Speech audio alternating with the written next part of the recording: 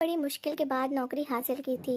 पहली सैलरी मिली तो खुशी से पैसे लाकर विधवा माँ के हाथ पर रखे। माँ बोली कि इन पैसों पर एक विधवा का भी हक है। मैं हैरान हुआ कि मेरे पैसों पर कौन विधवा का हक रख सकती है। माँ ने बोरी भरकर राशन दिया और बोली कि उनके घर में जाकर राशन दे आओ। मैं पहले तो टाल मटोल कर गया, मगर एक रात सपने में जब एक विधवा को रोते हुए देखा तो आधी रात को ही राशन उठाकर चल पड़ा। दरवाजे पर दस्तक दी तो जो औरत बाहर निकली उसे देखकर मैं दाड़े मार कर रोने लगा, क्योंकि वो तो आज महीने की 15 तारीख थी और मैं भी बाकी वर्कर्स के साथ एक लाइन में खड़ा था। सामने ही एक कमरे की छोटी सी खिड़की बनी हुई थी जिसमें सिर्फ हाथ ही जा सकता था।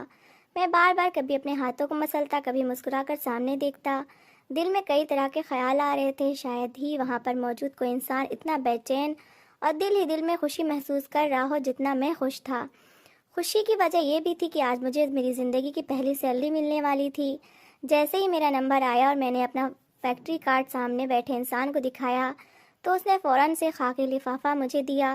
वो खाकी लिफाफा नहीं था बल्कि मेरी माँ की दुआएं थीं, मेरी बहनों के मान थे और मेरी मेहनत थी जो मैं करता आ रहा था। मैंने इस खाकी लिफाफे को ज़ोर से अपनी मुट्ठी में बींचा और चलता हुआ एक तरफ को आ गया। सभी वर्कर्स अब अपने अपने घरों को जाने लगे थे, क्योंकि अब हमारी शिफ्ट ख़त्म हो चुकी थी। मैं आइसक्रीम फैक्ट्री में काम करता था और ये नौकरी मुझे बड़े जतन करके मिली थी। मैं जानता था कि मेरी माँ जब इन पैसों को देखेंगी तो कितना खुश होंगी। मुझसे सब्र नहीं हो पा रहा था, इसलिए मैंने जल्दी से इस खाकी लिफाफे को खोला और इसमें हज़ार हज़ार के नोटों को गिनना शुरू कर दिया।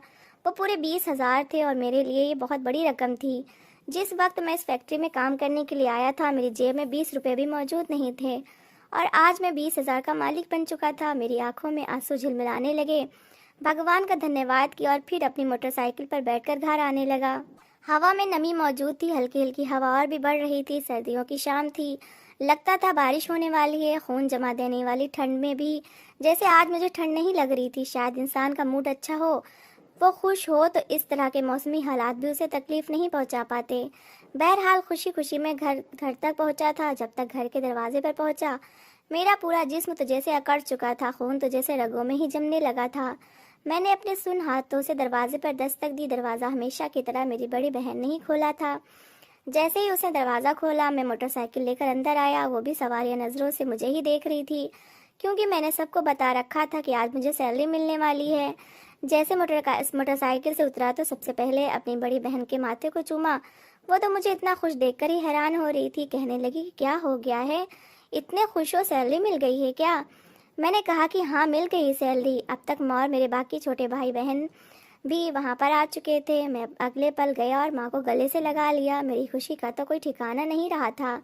सबके चेहरों पर ही जैसे मुस्कुराता देखकर मुस्कुराहट फैल चुकी थी। यही तो था बहन भाइयों और माँ का प्यार। मैंने वो सारे पैसे जो मिले थे लाकर अपनी माँ के हाथ पर रख दिए।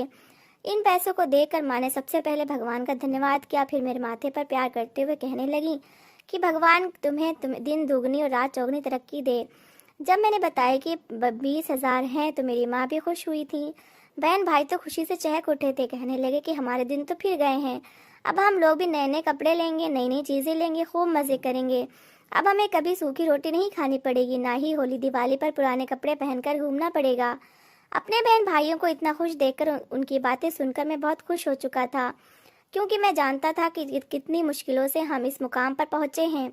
मेरी माँ कहने लगी कि नहीं, सबसे पहले तो इसमें से एक हिस्सा भगवान की राह में खर्च करूँगी, इसके बाद से ही अपना खर्च चलाएंगे। मैं भी खुश था कि मेरी पहली सैलरी किसी गरीब के नाम के लिए ज़रूर निकालनी चाहिए। ऐसा नहीं था कि हम लोग बहुत अमीर थे। दरअसल ये 20,000 हाथ आने में के बाद ही हम खुद को अच्छा समझ रहे थे, वरना हमारे घर के हालात भी बहुत ख़राब थे। अगले ही दिन मैं और माँ बाजार गए। हम लोगों ने पूरे महीने का राशन लिया था। सिर्फ दालें सब्जियां ही नहीं बल्कि कुछ फल भी लिए थे। मुद्दतें गुजर चुकी थीं, कोई फल खाए हुए सारी चीज़ें ला कर रखी। राशन के 2 अलग अलग पैकेट बने पड़े थे। माँ कहने लगी कि ये राशन अपना है जबकि दूसरा एक विधवा को देना है। माँ मुझे बताने लगी कि फला गांव में इस गली में एक विधवा औरत रहती है। मैं चाहती हूँ कि ये राशन उसको पहुँचा दिया जाए ताकि उसकी दुआएं हमें लगे और भगवान भी हमसे खुश हो जाए। उस दिन हमारे घर में कोई त्योहार जैसा माहौल था। माँ ने मेरे लिए कई स्वादिष्ट पकवान बनाए थे। हम बहन भाइयों ने मिलकर खुशी खुशी खाना खाया था। खाना खाकर हम सभी बहन भाई बातें कर रहे थे, तभी बाहर मूसलाधार बारिश शुरू हो चुकी थी। मुझे अब नींद भी बहुत आ रही थी। मैं गर्मा गर्म रजाई में जैसे ही लेटा तो अचानक मेरे दिमाग में एक झमाका सा हुआ था। अचानक मेरा ध्यान उस विधवा की तरफ चला गया जिसके बारे में माँ ने कहा था कि उसके यहाँ राशन देने जाएंगे। दिल में अजीब अजीब और गरीब से ख्याल आने लगे कि वो विधवा औरत थी, घर में कोई कमाने वाला भी नहीं होगा, ना जाने वो कितनी परेशान हाल होगी। माँ ने कल कह रखा था। आज तो राशन भी आ गया, मगर मैं घर में ही सबके साथ हंसी मजाक में इतना बिजी हो गया कि उसे राशन देने के लिए गया ही नहीं। मैं फौरन उठ बैठा। जाने कौन सी ताकत थी जो मुझे मजबूर कर रही थी कि मैं अभी वो सारा राशन लेकर जाऊं और उस औरत के घर पर देकर आऊं। वो सारा राशन एक बोरी में भर कर रखा गया था। मैं जैसे ही उठा और घड़ी पर वक्त देखा तो रात के 9:30 बज रहे थे। बहरहाल मैंने वो राशन उठाकर अपने कंधे पर रखा और चलने लगा। ठंडी हवाएं और हल्की फुल्की बारिश जिस्म को ठिठुरने पर मजबूर कर रही थी, मगर मैं यूं ही चलता रहा। कुछ गलियां छोड़कर उस औरत का घर आ चुका था जहां पर वो रहती थी। आसपास नजर दौड़ाई तो सारी गली बिल्कुल वीरान पड़ी थी। वहां पर किसी के होने का जैसे कोई एहसास ही बाकी नहीं था। हर कोई अपने घरों में रजाइयों में दुबका हुआ बैठा था। एक नजर सामने दरवाजे पर डाली तो दरवाजा कई जगह से टूट फूट का शिकार था। जंग भी लगा हुआ था। मैंने इस लोहे के दरवाजे पर हल्की सी दस्तक दी, मगर कोई भी बाहर नहीं आया। जब मैंने तेजी से दस्तक दी तो अचानक मुझे कदमों की चाप सुनाई दी। ऐसा लग रहा था जैसे कोई भागते हुए इस तरफ आ रहा हो। दरवाजा खुला तो सामने 11-12 साल की बच्ची खड़ी थी। मुझे देखकर कहने लगी कि आप कौन हो। मैंने एक नज़र उस बच्ची की हालत को देखा। मेरे हाथ में टॉर्च लाइट मौजूद थी। जब मैंने रोशनी में उसकी हालत पर ध्यान दिया तो एक पल को मेरे शरीर में कपकपी सी दौड़ गई थी। वो बच्ची जिसकी रंगत बहुत ज्यादा सांवली थी, इस कदर दुबली पतली थी कि इसकी हड्डियां भी बाहर की तरफ निकली हुई थीं। ऐसा लग रहा था कि जैसे कितनी बीमारियों की चपेट में आ चुकी हो। बाल थे कि बिखरे हुए थे, जिसमें पर तो जैसे कपड़े पहन रखे थे वो इसकी उम्र से भी ज्यादा बड़े थे। ऐसा लग रहा था जैसे इसने अपनी माँ के कपड़े पहन रखे हों। जगह जगह से वो फटे कपड़े हुए थे जिन्हें कपड़ा लगाकर जोड़ा गया था, वो भी बड़ी बुरी तरीके से। मैंने एक नज़र इस बच्ची की हालत पर गौर किया और फिर कहने लगा कि तुम्हारे घर में कोई बड़ा मौजूद है तो उसे बोलो मैं राशन लेकर आया हूँ। राशन का नाम सुनना था कि उसके मुरझाए पड़े चेहरे पर एक पल में चमक आ चुकी थी। वो मुस्कुरा रही थी। हंसकर कहने लगी, आप हमारे लिए खाना लेकर आए हैं? उसके सवाल पर मैंने कहा कि हाँ, मैं तुम्हारे लिए राशन लेकर आया हूँ। उसने 3-4 बार मुझसे यही सवाल पूछा था। फिर कहने लगी कि अंकल, आप सचमुच यहाँ पर मौजूद हैं? क्या कोई मजाक तो नहीं? मुझे तो इस बच्ची की दिमागी हालत पर शक सा होने लगा था। इस बच्ची का दिमाग तो खराब नहीं था। तभी वो भागते हुए अंदर गई और कहने लगी, माँ, फरिश्ता आ गया, जल्दी बाहर आओ, भगवान ने फरिश्ता भेज दिया। जल्दी से आकर इनसे राशन ले लो, कहीं वो किसी और के घर में ना दे जाएं। मैं दरवाजे पर खड़ा था मगर उस बच्ची के शब्द आसानी से सुन रहा था। घर भी कोई छोटा सा था, इतना बड़ा ना था। वो बच्ची क्योंकि दरवाजा खोलकर चली गई थी इसलिए अंदर का दृश्य भी मैं देख सकता था। उसकी माँ उससे कह रही थी कि कैसी बातें करती हो बेटी, कौन सा फरिश्ता आ गया? मैंने कहा था ना तुम सो जाओ, भगवान मेरी बच्ची को खाना खिला देगा। मगर वो अपनी माँ का हाथ जबरदस्ती पकड़ते हुए बाहर आ गई। जैसे ही उस औरत की नज़र मुझ पर पड़ी तो फौरन दरवाजे की ओट में खड़ी हो गई। कहने लगी कि कौन है आप, किस काम से आए हैं? वो एक बड़ी हल्की सी चादर जो कि अक्सर गर्म मौसम में इस्तेमाल की जाती है उससे उसने खुद को छुपा रखा था, जो कि सर्दी से बचने के लिए एक नाकाफी थी। उसकी आवाज़ सुनकर मैं फौरन बोला कि मैं दरअसल फला औरत का बेटा हूँ। उन्होंने ही कहा था कि आपके यहाँ राशन पहुँचाना है, इसलिए मैं ये राशन लेकर आ गया। मेरी बात सुनकर उसे हैरत हुई थी। दरवाजे की ओर से हल्की से निकलकर सामने आई। उसने अपना चेहरा यूं ही ढक रखा था। एक नज़र मुझ पर डाली और फिर मेरे पास पड़ी बोरी को जिसमें 1 महीने तक का राशन मौजूद था। कहने लगी कि ये तुम हमारे लिए लाए हो। वो औरत बात कर ही रही थी कि वहाँ पर उसके 2 बच्चे और आ गए और बहुत खुश हो गए। सबकी हालत बड़ी ख़राब थी, होठ सूखे हुए थे। ऐसा लग रहा था जैसे मुद्दतों से भूखे हों। वो औरत वहीं पर हाथ उठाकर भगवान का धन्यवाद करने लगी। कहने लगी कि बहुत बहुत धन्यवाद बेटा, तुम नहीं जानते तुमने मेरी कितनी बड़ी मुश्किल आसान कर दी। भगवान तुम्हारा भला करे, तुम्हें दिन दुगनी और रात चौगुनी तरक्की दे। भगवान तुम्हें हम गरीबों की मदद करने का और सामर्थ्य दे। मुझे तो अभी भी लग रहा है कि ये सिर्फ और सिर्फ मेरा सपना है। उस औरत की हालत देखकर मेरी जिज्ञासा और बढ़ने लगी थी। मेरा दिल चाहा कि मैं उस औरत से पूछूं, क्या इसके सर पर किसी रिश्तेदार या परिवार वाले का साया नहीं है? इस औरत की हालत देखकर मुझे इस पर बहुत तरस आया था। इसके तो बच्चे भी छोटे छोटे थे, ना जाने वो यहाँ पर कैसे गुजारा कर रही थी। मैंने वो राशन की बोरी उसकी अनुमति लेकर उसके घर में रख दी। वो लगातार रोए जा रही थी, रोते हुए मेरा धन्यवाद करती जा रही थी, जबकि इसके बच्चे मुझे फरिश्ता कहकर बुला रहे थे। बार बार उनके मुंह से अपने लिए फरिश्ता शब्द सुनकर मैं कहने लगा कि बच्चों में कोई फरिश्ता नहीं हूँ, बल्कि एक आम सा इंसान हूँ। तभी वो औरत कहने लगी कि बेटा, भले ही तुम आम होगे मगर हमारे लिए बहुत खास हो। मेरे बच्चे तो तुम्हें फरिश्ता ही कहेंगे क्योंकि इन्हें मैंने बता ही कुछ ऐसा रखा है। उस औरत ने मुझे बताना शुरू किया कि उसका पति खाते पीते घराने से संबंध रखता था। वो गरीब माँ बाप की बेटी थी। उसका एक ही भाई था मगर दिमागी मरीज था। उसके माँ बाप ने सारी जमा पूंजी इकट्ठा करके उसे दहेज दिया ताकि वो अपने ससुराल में अच्छी जिंदगी गुजार सके, मगर ससुराल वालों ने पहले दिन से ही उसे खूब कड़वी बातें सुनाई थी कि तुम ये क्या सस्ते बाजार से सामान उठा कर ले आई हो। अरे हम अमीर खाते पीते घराने से संबंध रखते हैं, क्या मेहमानों को ये दहेज दिखाएंगे जो तुम लेकर आई हो? तुम्हारा सामान तो हम अपनी नौकरानी को भी ना दें। उस घर में मेरी हैसियत किसी काम वाली से ज्यादा न थी। पति भी कोई खास ध्यान न देते। वो लोग जरा अमीर थे इसलिए मेरे सामने खूब नाज नखरे दिखाते। मुझे मेरा पति अपनी जरूरत के लिए इस्तेमाल करता था। इससे ज्यादा उसने कभी मुझसे मेरी खैरियत तक नहीं पूछी थी। मैं प्रेग्नेंट हुई तो सोचा हो सकता है कि सबके व्यवहार में कुछ सुधार आ जाए। पति को इससे कोई मतलब नहीं था, उल्टा दूसरी लड़कियों में रुचि लेने लगा और मुझे यही धमकी दी कि मुझे बेटा पैदा करके देना, अगर बेटी पैदा हुई तो अच्छा नहीं होगा। मैं यही प्रार्थना करती रहती कि मेरी पहली औलाद बेटा हो, मगर भगवान की करनी ऐसी हुई कि मैं एक बेटी की माँ बन गई। बेटी दुनिया में आई थी कि पति ने जुल्म करना शुरू कर दिया। अब तो इस घर में मेरी हैसियत और कम हो चुकी थी। जिसका जब दिल करता मुझ पर हाथ उठा देता। अपना झूठा खाना वो मुझे देते थे। माँ बाप को कुछ बता नहीं सकती थी, ना ही कई सालों तक मैं अपने माँ बाप से मिली थी। वक्त ऐसे ही गुजरता रहा और भगवान मुझे दूसरी बेटी भी दे दी। पति तलाक की धमकियां देने लगा। वो दूसरी शादी भी करके आ गया। उसकी दूसरी पत्नी भी उसी की तरह मॉडर्न थी और मायके से भी मजबूत थी। इस बार जब भगवान ने मेरी गोद में बेटा दिया तो मैंने सोचा कि अब मेरी जिंदगी बदल जाएगी। मेरा पति और मेरे सास ससुर मुझसे मोहब्बत करने लगेंगे, क्योंकि 2 बेटियों के बाद मैंने बेटे को पैदा किया है। मगर शायद तब तक बहुत देर हो चुकी थी। उसी दिन मेरा पति अपनी दूसरी पत्नी के साथ आया। खुशी खुशी अपनी माँ को मिठाई खिलाकर कहने लगा कि भगवान मुझे जुड़वा बच्चों का बाप बनाने वाला है। बहुत जल्द मैं 2 जुड़वा बच्चों का बाप बनने वाला हूँ। मेरे बेटे से तो जैसे उनको कोई लगाव ही नहीं था।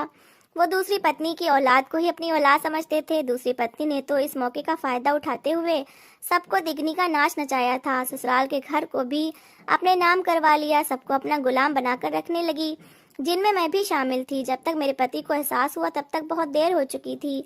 मेरे पति को और मेरी सास को जहर देकर मेरे सौतन ने मार दिया।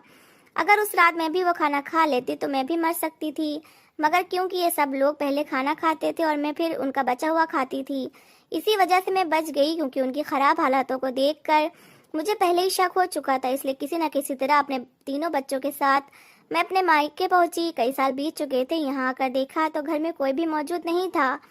मेरे माँ बाप और दिमागी मरीज भाई मर चुके थे, कोई भी नहीं बचा था। इसलिए मैं अपने इस छोटे से मायके के घर में अब अपने बच्चों के साथ रह रही हूँ। धीरे धीरे घर का सामान बेचा। हाथ में जो 2 सोने की चूड़ियां थीं और कानों में बालियां बेचकर किसी न किसी तरह गुजारा करती रही। फिर आस पड़ोस से भी मांगा, मगर धीरे धीरे सब हमसे दूर होने लगे, बातें सुनाने लगे। और अब ये नौबत आ चुकी है कि 2 दिन से मेरे बच्चों ने कुछ नहीं खाया। ये भूखे हैं, बार बार मुझसे खाना मांग रहे हैं। मैं आंगन में पानी की मिट्टी मिलाकर रख देती, कंकर भी फेंक देती थी। बच्चों से कहती कि तुम लोग भगवान से प्रार्थना करते रहो, सो जाओ, देखना सुबह तक इसमें रोटी आ जाएगी। मेरे बच्चे खुशी खुशी सो जाते। सुबह उठकर देखते तो पानी और कंकर यूं पड़े रहते।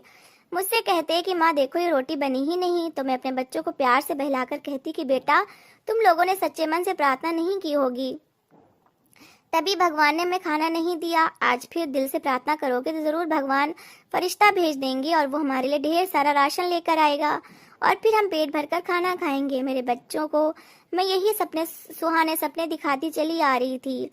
आज तीसरी रात शुरू हो चुकी थी, जबकि वो भूखे थे। बार बार मुझसे ये सवाल कर रहे थे कि माँ फरिश्ता कब आएगा, फरिश्ते को आने में देर क्यों हो रही है, क्या वो और भी गरीब बच्चों में खाना बांट रहे हैं क्या? मेरी आंखों में आंसू आ चुके थे। अब मैं बच्चों को क्या बताती कि कोई फरिश्ता नहीं आने वाला। बस अब तो हमें मौत का ही इंतजार था। कई बार जी चाहा कि किसी तरह या तो बच्चों को गला घोटकर मार दूं या इनकी सांस बंद कर दूं। पैसे तो थे नहीं जो जहर लाकर इन्हें दे देती। अपने बच्चों को अपने हाथों से कत्ल भी नहीं कर सकती थी। रो रो कर भगवान से प्रार्थनाएं करती कि बस मेरे बच्चों के लिए कहीं से थोड़ा बहुत खाना मिल जाए। और देखो भगवान ने तुम्हें भेज दिया, तुम आ गई राशन लेकर। वो औरत सिसकियां लेते हुए अपनी आंखें साफ कर रही थी, जबकि मैं उसकी बात सुनकर सर झुकाए अपने आंसू रोकने की कोशिश में लगा था, क्योंकि वो तो औरत थी जबकि मैं मर्द था। इतना परेशान तो मैं अपनी गरीबी को देखकर भी नहीं हुआ था जितनी इस औरत की बात सुनकर हुआ था। उस औरत की दुख भरी कहानी सुनने के बाद मैंने फैसला कर लिया कि मैं हर महीने इसके यहाँ राशन पहुंचा दिया करूंगा, क्योंकि मैं भी ऐसे ही कड़े वक्त से गुजर कर आया हूँ। इस औरत ने फटाफट से थोड़ा बहुत आटा और दाल निकाली और जल्दी से अपने बच्चों के लिए खाना बनाने लगी। मैं वहीं पर एक तरफ बैठा देख रहा था। वो बच्चे कितनी हसरत से रोटी को देख रहे थे। जैसे ही पहली रोटी उतरी वो गर्म थी, मगर वो बच्चे उस रोटी को तोड़कर खाने लगे थे। उनके हाथ जल रहे थे, मुंह जल रहा था, मगर वो खुश थे क्योंकि इन्हें पेट भरकर खाने को मिल रहा था। मेरी आंखों से एकदम ही आंसू झलकने लगे। मैं वहां से उठा और जाने से पहले उस औरत को कहकर गया कि आगे से हर महीने मैं आपको राशन पहुंचा दिया करूंगा। इस दुनिया में आप जैसे कई गरीब और परेशान लोग मौजूद होंगे। और आपकी कहानी सुनकर मेरा दिल पसीज गया, मगर यहाँ पर हर गली मोहल्ले में, बस्तियों में ऐसे कई मजबूर और बेबस लोग मौजूद हैं। मेरी तो बस ये ख्वाहिश है कि जिस तरह मैं अपनी सैलरी से एक बेसहारा औरत की मदद कर रहा हूँ, उसका खर्च उठा रहा हूँ, ठीक वैसे ही लोग अपने मुताबिक अपने आसपास मौजूद लोगों की थोड़ी बहुत मदद किया करें। वो औरत मुझे ढेरों दुआएं देने लगी और मैं घर वापस आ गया।